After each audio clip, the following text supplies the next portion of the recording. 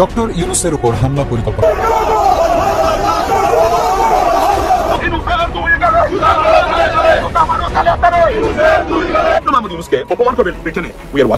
আপনাদের রাজনীতির 12টা বেশি যেতে পারে চিরদিনের জন্য। Mind it, the only country right now you have United Kingdom. কিছু রাজনৈতিক কার্যক্রম চালাতে পারেন।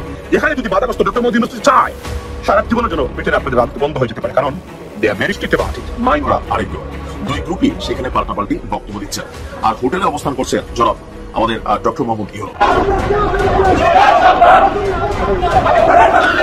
ইউনূস স্যারকে ঠেকাবে লন্ডন। প্রবাসী ভাই বোনেরা রাস্তায় নাইমা করছে এবং দেওয়াল হয়ে দাঁড়ায় গেছে। দৌড়ানি দিছে ভাই, আওয়ামী লীগের দৌড়ানি দিছে রাস্তার মধ্যে, দৌড়াইতেছে সমানে।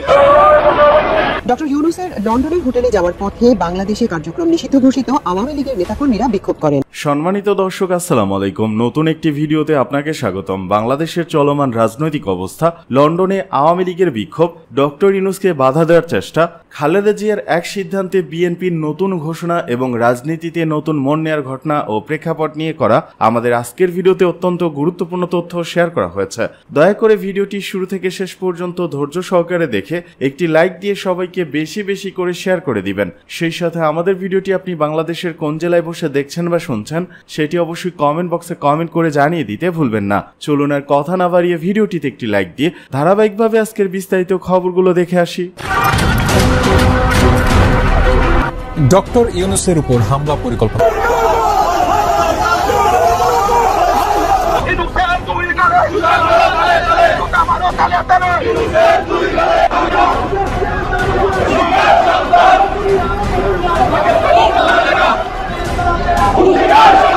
ডক্টর মোহাম্মদ ইউনূসের এই সফরকে কেন্দ্র করে প্রবাসী আওয়ামী লীগের অবস্থান সবচেয়ে আক্রমণাত্মক। দলটির যুক্তরাজ্য শাখা ডক্টর ইউনূস কোথাও যেন স্বাভাবিকভাবে কার্যক্রম চালাতে না পারে।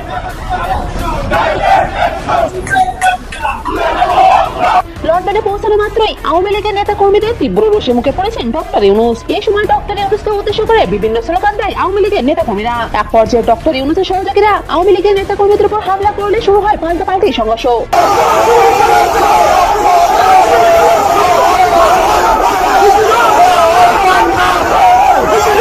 আওয়ামী লীগের নেতা কর্মীরা জানিয়েছে ডক্টর ইউনূস যে অবৈধ সরকার এবং ষড়যন্ত্রের মাধ্যমে ক্ষমতা এসেছে এ বিষয়ে সম্মানলিপি জমা দিয়েছে যুক্তরাষ্ট্রের প্রধানমন্ত্রীর কাছে।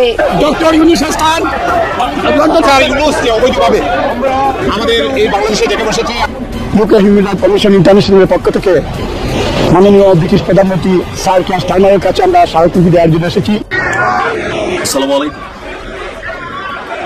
যে দৃশ্যটা দেখছেন সেটা হচ্ছে আজকের দিনে যুক্তরাজ্যের দৃশ্য। আমরা দুইটা পার্টির অবস্থান দেখছি।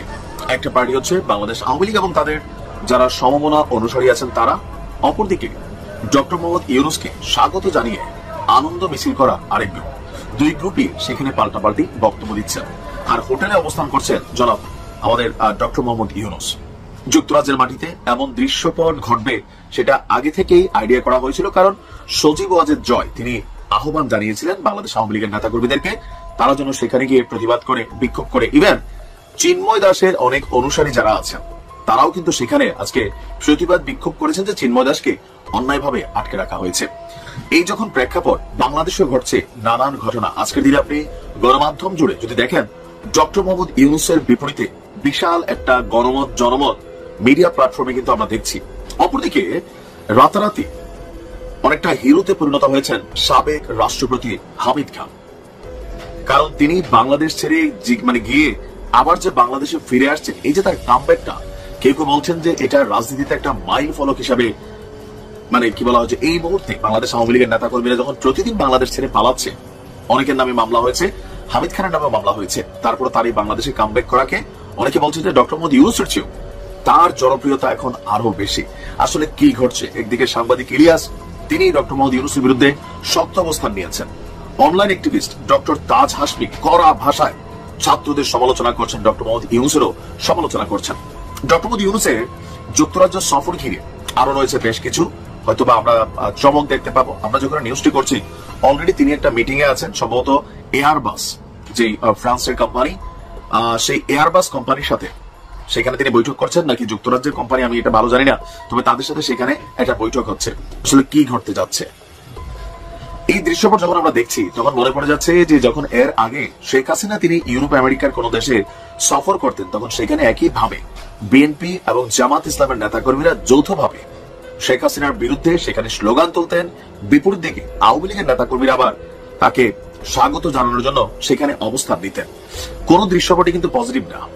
তবে ডক্টর মোহাম্মদ ইউনূসের জন্য আমার কাছে মনে হচ্ছে হঠাৎ করেই সবকিছু খুব দ্রুত পরিবর্তন হয়ে যাচ্ছে।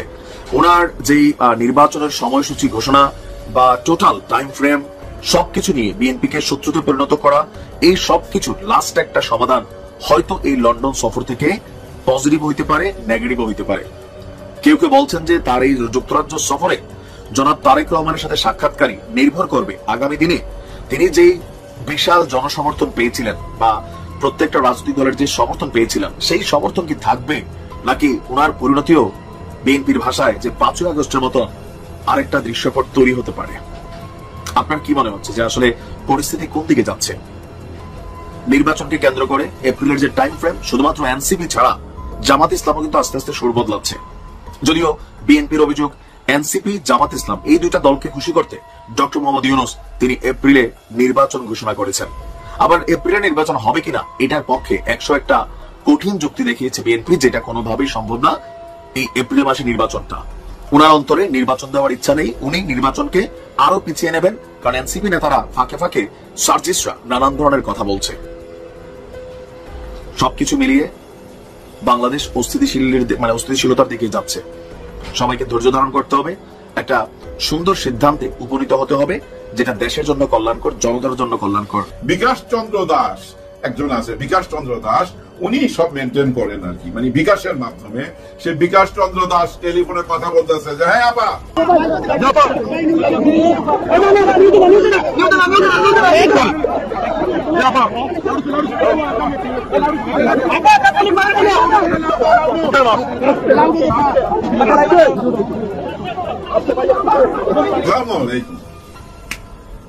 স্যার এখন লন্ডনে, আওয়ামী লীগ তো হুমকি দিছে লন্ডনে দেখা নিবে। ওই যে রাস্তায় পাশে দাঁড়ায় কালো কাপড় নিয়ে স্লোগান দিতেছে, আবার টেলিফোনেও কথা কইতাছে আপার সাথে। আপা আবার ইন্ডিয়া থেকে ওগুলা তদারকি করতেছে যে ঠিক মতো আন্দোলন হইতেছে কিনা, ইউনূসকে ওইখানে ধরতে হবে আপার অর্ডার। আর এখান থেকে বিকাশ চন্দ্র দাস একজন আছে, বিকাশ চন্দ্র দাস, উনি সব মেনটেন করেন আর কি, মানে বিকাশের মাধ্যমে। সে বিকাশ চন্দ্র দাস টেলিফোনে কথা বলতেছে যে হ্যাঁ আপা সব ঠিক আছে, এই আসো সবাই মিলে আবার বলে আসি, মানে ইউনূস স্যারকে ঠেকাবে লন্ডনে। কিন্তু ঠেকাইতে পারে নাই। প্রবাসী ভাই বোনেরা রাস্তায় নাইমা পড়ছে এবং দেওয়াল হয়ে দাঁড়ায় গেছে, দৌড়ানি দিছে ভাই, আওয়ামী লীগরা দৌড়ানি দিছে রাস্তার মধ্যে, দৌড়াইতেছে সমানে। এবং তারা বলছে ইউনূস স্যারকে যারা অসম্মান করবে তাদের কোনো রেহাই নাই, মাঠে নাইমা পড়ছে।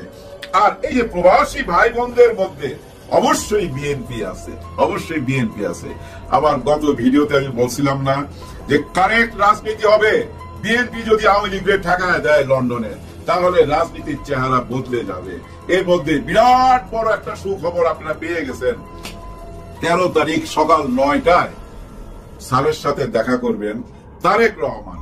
2 ঘন্টা সময় দিছে। ওই তো শুক্রবার, 13 তারিখ শুক্রবার, 9টা থেকে 10, 11, এরপরে জুম্মার নামাজ 11টা পর্যন্ত। 11টার পরে বের হয়ে উনি জুম্মার নামাজের আগে নিশ্চয়ই প্রেসের কাছে কিছু বলবে।